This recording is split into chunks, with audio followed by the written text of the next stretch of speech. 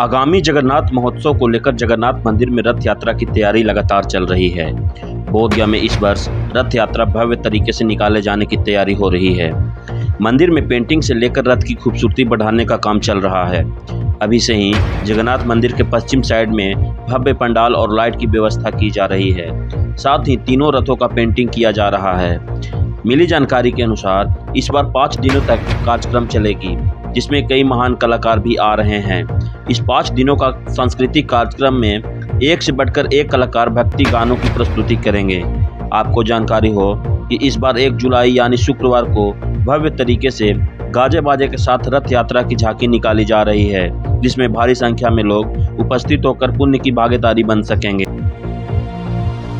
अभी हमारे बोधगया के श्री प्राचीन जगन्नाथ मंदिर परिसर में भगवान जगन्नाथ के रथ यात्रा महोत्सव की तैयारी पूरे जोर शोर पे है, पूरे परवान पे चढ़ी हुई है। और इस तैयारी के अंतर्गत जो है रंग रोगन मंदिर का, उसके बाद भंडारे के लिए जो पंडाल, बिजली, लाइटिंग की व्यवस्था और प्रचार गाड़ियों का घूमना, बैनर पोस्टरों का लगना, ये सारे कार्यवाही जो है एक साथ सब जगह बहुत ही माने जोश खरोश के साथ हमारे सारे श्रद्धालु मिलकर के बोधगया गया के सारे जो भी श्रद्धालु हैं, जो भी धर्मावलंबी हैं, भगवान जगन्नाथ के महोत्सव के सेवा में जहाँ हैं वहीं से वो जुटे हुए हैं। कितने दिनों तक आज इस बार कार्यक्रम होगी? कितने? ये 29 तारीख को भगवान जगन्नाथ का पट खुलेगा, जिसमें 9 कलेवर होगा, साज सज्जा, पूजा, यज्ञ हवन होगा। और ये विधि विधान चलते हुए 1 तारीख को जो है ठाकुर जी को नीचे रथ पर लाके सवार कराया जाएगा, जिसमें हमारे पुरी के आचार्य गण आएंगे और उनके द्वारा श्री जगन्नाथपुरी मंदिर में जिस तरीके से, जिस नियम से पूजा होती है, उसी विधि व्यवस्था से पूजा संचालित होगी। और पूरे हमारे बोधगया नगर का भ्रमण करते हुए रथ जो है ठाकुर जी को लेकर के बोधगया शंकराचार्य मठ में विश्राम के लिए जाएगा।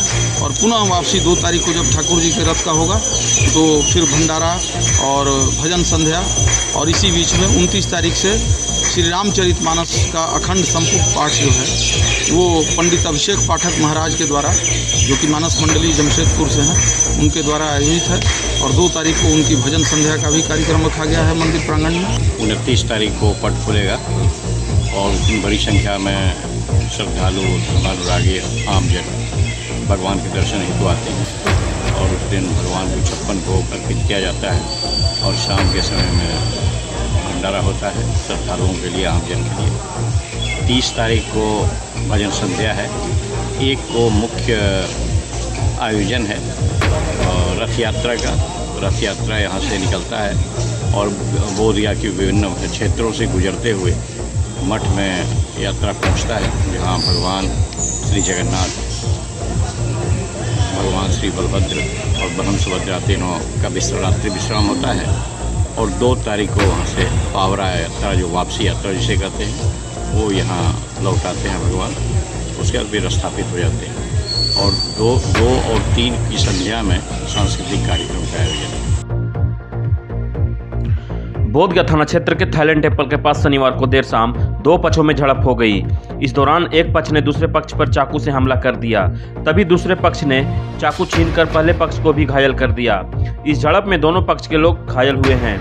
मिली जानकारी के अनुसार मियाँ बीघा निवासी संदीप मांझी की पत्नी को सिक्किम के पसंग भूटिया ने अपने जाल में फंसाकर सिक्किम लेकर भागने की तैयारी में था। इसकी जानकारी ज्यों ही संदीप मांझी को मिला, वो आग बबूला हो गया और चाकू लेकर सिक्किम के पसंग भूटिया पर वार कर दिया। इस मामले में संदीप मांझी ने कहा कि हमारी पत्नी को सिक्किम के पसंग भूटिया, जो वर्तमान में मियाँ बीघा में किराए के मकान में रह रहा था, वो भूटिया हमारी पत्नी को रुपए का प्रलोभन देकर सिक्किम भगाने की तैयारी में था।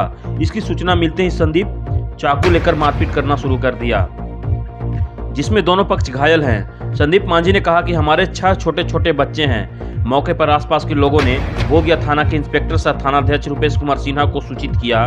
तभी घटनास्थल पर एसटीएफ के जवान विकास कुमार व अन्य पहुंचकर दोनों को हिरासत में लेकर प्राथमिक स्वास्थ्य केंद्र में उपचार कराने के लिए भेज दिया है। कोई भी आदमी तो बर्दाश्त नहीं करेगा। और जितना ही एगो पसीनिया तो बोटी कहाँ रहता है? बोटिया कहाँ रहता है वो? 4 नंबर में। तुम्हारा बीवी को कैसे जानता है? 4 नंबर काम करने जाता था। अच्छा। रूम के मालिक से पूछे आपके पास रोज काम रहता है? तो कहता है नहीं, कभी कभी। अब इसी के पास हमेशा ही बोलाता था फोन करके, इतना अन्याय करता था। तुम्हारा क्या नाम है? संदीप। कहाँ घर है? मियाँ भी किस लिए वो मार रहा था? हाँ? मार रहा था किस? मेरा बीवी साथ बैठ गया, साथ खराब कर दिएगी।